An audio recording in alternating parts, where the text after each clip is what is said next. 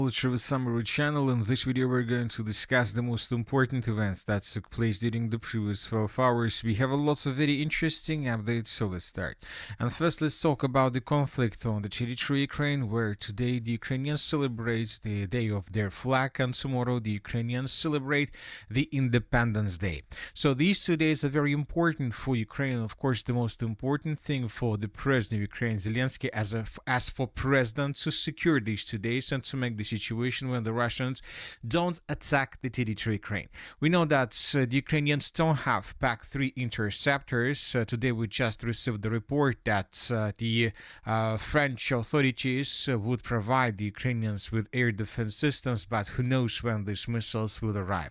So that is why Zelensky decided to use his famous tactics of human shield. And as of the morning of the 23rd of August of 2026, we know for sure that the leaders of the Western countries began arriving on the territory of Ukraine.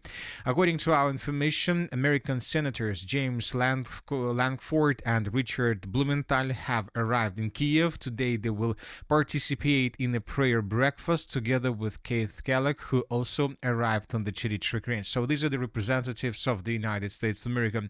Furthermore, this morning we received the report that Lithuanian president has arrived in Kyiv as well, and just a few minutes later we received the report that leaders of Denmark, Estonia, Finland, Latvia and Norway have arrived in Kyiv as well. So these people will ensure the security of the capital of Ukraine, and the Western countries, the Western leaders, as well as the president of Ukraine, Zelensky, believe that the Russians will not attack the capital of Ukraine during these days, just with the purpose to reduce the pressure and not to give, let's say, the right, political right to Western countries and Western leaders to approve additional help to Ukraine, including PAC-3 interceptors. So this is the situation, but this is not the most important question. The most important question whether the Ukrainian side will hold strikes, because now Zelensky has a human shield, and of course during these days between the 23rd and during the 23rd and between the 23rd and the 24th of August of 2026, he may try to attack deep inside of the territory of Russia, because he knows that the Russians will not retaliate, at least during the 24th or 23rd of August of 2026. And as of the current situation, we see that something is happening on the territory of Russia.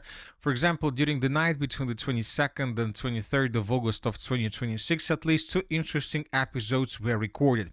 First of all, this morning, during the night, more precisely, somewhere around at 1 or 2 a.m. of the 23rd of August of 2026, we start receiving updates from the territory of the city of St. Petersburg. There is a very big logistic area to the south of the settlement. We're talking about this territory. And according to information we have, something happened on the territory of this warehouse, and as a result of this something, a fire broke out, as you can see, a very big one, and this warehouse was reduced to ruins. So this territory was destroyed, but the sources reported that there were no strikes, so no drones were recorded over the city of St. Petersburg. So one thing is clear: either this is just an accident or a sabotage and reconnaissance operation. Sabotage operation was carried out by the Ukrainian side, and as a result of this sabotage operation, one of the biggest warehouses was destroyed on the territory of the city of St. Petersburg. As of now, the Russians didn't comment the situation, but the most important thing that lots of updates on this matter were published by pro-Ukrainian sources. The second episode took place to the east of the city of Moscow. We are talking about the settlement of Orenburg, and the sources reported that this morning several drones were recorded in this area. The sources reported that drones attacked, the Ukrainian drones attacked a warehouse, the biggest warehouse on the territory of this part of Russia, but the drones, either there were not so many drones attacking the territory, or the Russians managed to repel this attack and to destroy everything that was approaching. Anyway, this is one of the biggest warehouses on the territory of Russia belonging to one enterprise.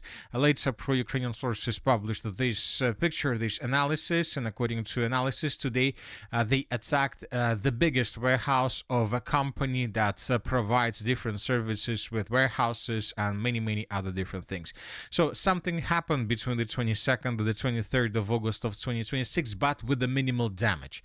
So as of now, it's very difficult to to say how the things are going to develop during the 23rd and the 24th of August of 2026. But once again, there are very high chances that the Ukrainian Zelensky may use the situation to attack Russia, and believing that there would be no retaliation from the Russian side. As of the previous night, between the 22nd and 23rd of August of 2026, the Russians also reduced the number of drones involved in the overnight attacks. The Minister of Defense of Ukraine reported that 127 drones were recorded over the territory of Ukraine, and 97 of them were intercepted. As for the damage, the sources reported that the damage was minimal. Furthermore, as for the previous 12 hours, we received just lots of updates about previous attacks. If you remember, between the 19th and the 22nd of August of 2026, the Russians were mainly attacking the eastern parts of the Kyiv agglomeration. Lots of explosions during this period of time were recorded through the settlements of Borispol, Dudarkiv, and Bravary. The Russians were attacking warehouses and logistics in this area, and this morning we start receiving fresh pictures confirming the damage the Russians managed to deal.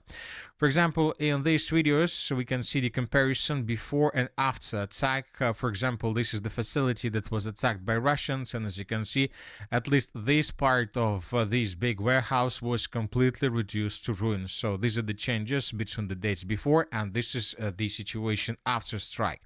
Another facility was damaged by Russians to the north of the settlement of Borispol. We're talking about this warehouse, and we also have a map where we can see the changes. So this is this facility before and after the attack. So as you can see, this warehouse was badly damaged. At least this small part, not the entire warehouse, was destroyed. As you can see, just partially damaged. But the Russians most likely will return to this warehouse in coming days, weeks, or months.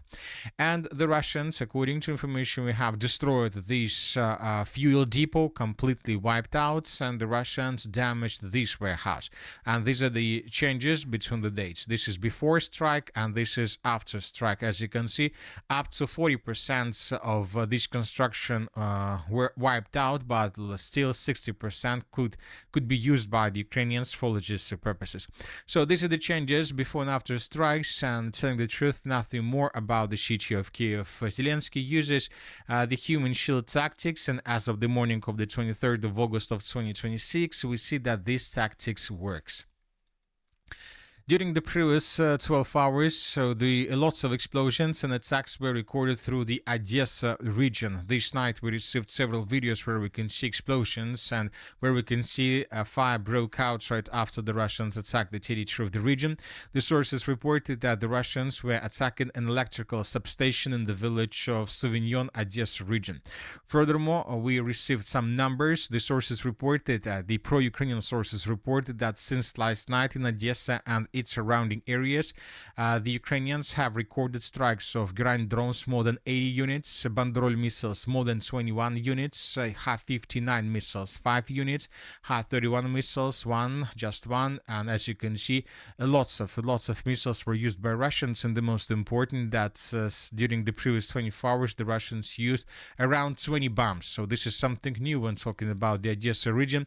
We see that the Ukrainians don't have air defense systems or forces that are capable to destroy these bombs, and if the Russians began using bombs, this means that the infrastructure of the entire Odessa region would be wiped out without any chances to save it.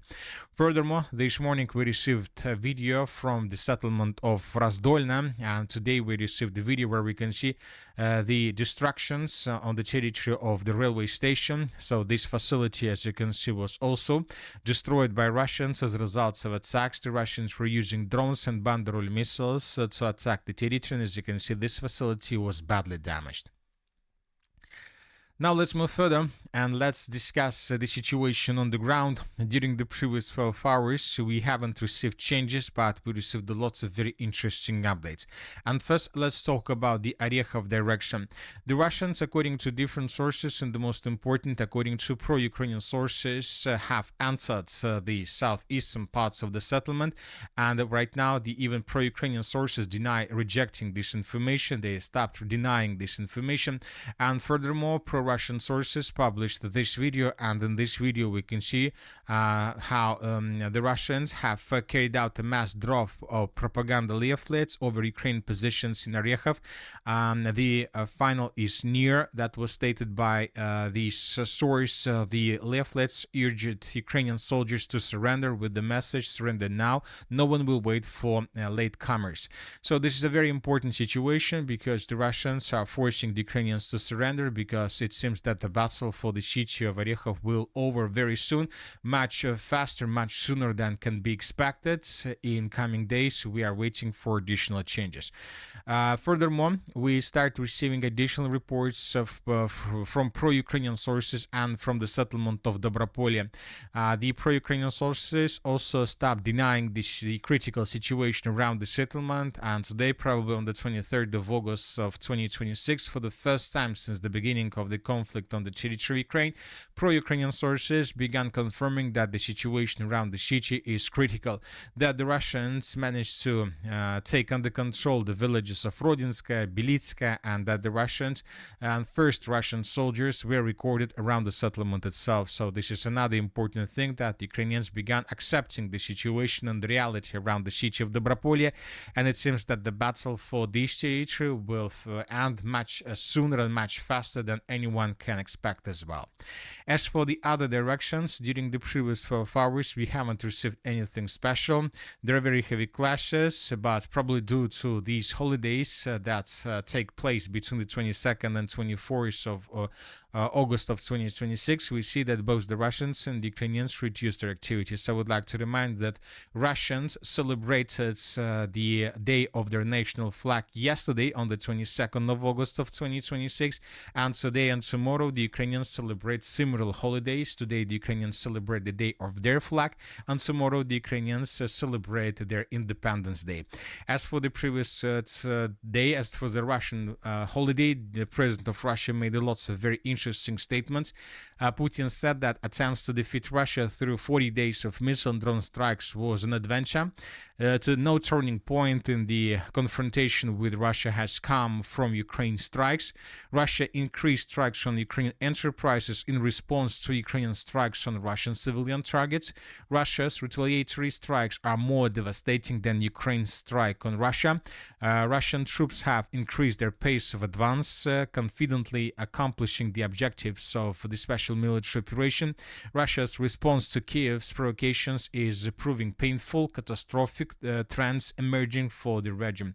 Proposals receiving from the Kyiv regime are at the times exotic and unacceptable. The Russians stated that they will continue the conflict with the Ukrainian side until they achieve or accomplish their objectives. And that's it for the short video. The Military Summary channel reminds